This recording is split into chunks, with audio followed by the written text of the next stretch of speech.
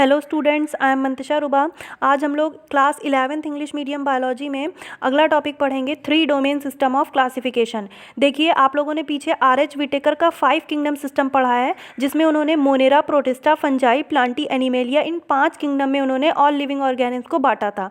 लेकिन जो उनका किंगडम मोनेरा था, उसमें यू बैक्टीरिया और आर्के बैक्टीरिया को रखा गया था, जो बहुत ही लोअर कैटेगरी के ऑर्गेनिज्म थे। लेकिन कुछ दिन बाद स्टडी करने के बाद पता चला कि यू बैक्टीरिया और आर्के बैक्टीरिया में भी बहुत सारे डिफरेंसेस हैं और उनको एक साथ नहीं रखा जा सकता। तो इस वजह से फिर दूसरे साइंटिस्ट आए और उन्होंने 3 डोमेन सिस्टम ऑफ क्लासिफिकेशन दिया, और इसको दिया था कार्ल वूज नाम के साइंटिस्ट ने 1978 में अपने असिस्टेंट्स के साथ। तो 3 साइंटिस्ट थे, कार्ल वूज, कैंडलर एंड व्हील्स। ये तीनों साइंटिस्ट ने मिलकर 3 डोमेन सिस्टम ऑफ क्लासिफिकेशन दिया था 1978 में। अब देखिए, इन्होंने किया क्या था, इन्होंने ऑल लिविंग ऑर्गेनिज्म को 3 डोमेन में बांट दिया था। डोमेन मतलब होता है कैटेगरी, मतलब पूरे ऑल लिविंग ऑर्गेनिज्म को 3 कैटेगरी में बांटा था।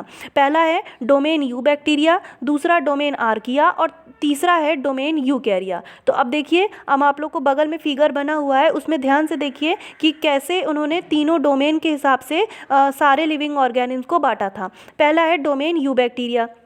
डोमेन यू बैक्टीरिया में कार्ल वूज ने gram positive, gram negative, mycoplasma, cyanobacteria और नॉन ग्रीन सल्फर बैक्टीरिया को और ग्रीन सल्फर बैक्टीरिया को इन्होंने रखा था। तो जितने भी लोअर कैटेगरी के बैक्टीरिया थे, उसको उन्होंने डोमेन यू बैक्टीरिया में रख दिया। उसके बाद दूसरा था डोमेन आर्किया। इसमें इन्होंने बैक्टीरिया को रखा मेथेनोजेंस, हेलोफाइल्स, थर्मोएसिडोफाइल्स। मेथेनोजेंस ऐसे बैक्टीरिया होते हैं जो मीथेन के ऊपर जिंदा रहते हैं और उनसे अपना भोजन बनाते हैं। उसके बाद दूसरा है हेलोफाइल्स। ये ऐसे बैक्टीरिया होते हैं जो साल्ट वाटर या खारे पानी में रहते हैं। और तीसरा है थर्मोएसिडोफाइल्स। ये ऐसे बैक्टीरिया होते हैं जो बहुत ही गर्म एरिया में रहते हैं, जैसे ज्वालामुखी का मुंह, जहाँ पे टेम्परेचर जो होता है वो 3 से 4,000 डिग्री सेल्सियस होता है, और ऐसे बैक्टीरिया को हम लोग थर्मोएसिडोफाइल्स कहते हैं। तो ये सारे बैक्टीरिया डोमेन आर्किया में रखे गए।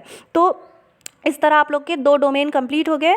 तीसरा डोमेन देखिए, डोमेन यूकैरिया। इसमें इन्होंने आर.एच. विटेकर की तरह ही बाकी जितने भी ऑर्गेनिज्म बचे उनको उठा के इसमें रख दिया, जैसे प्रोटिस्टा, फंजाई, प्लांटी और एनिमेलिया। तो कुल मिला के कार्ल वूज ने ऑल लिविंग किंगडम को 3 डोमेन में बांटा था। डोमेन यू बैक्टीरिया, जिसमें लोअर कैटेगरी के बैक्टीरिया थे, डोमेन आर्किया, जिसमें मैथेनोजन, हेलोफाइल और थर्मोएसिडोफाइल बैक्टीरिया थे, और डोमेन यूकैरिया, जिसमें प्रोटिस्टा, फंजाई, प्लांटी और एनिमेलिया थे। तो इस तरह पूरा all living kingdom Carl Woese ने 3 डोमेन में बांट दिया।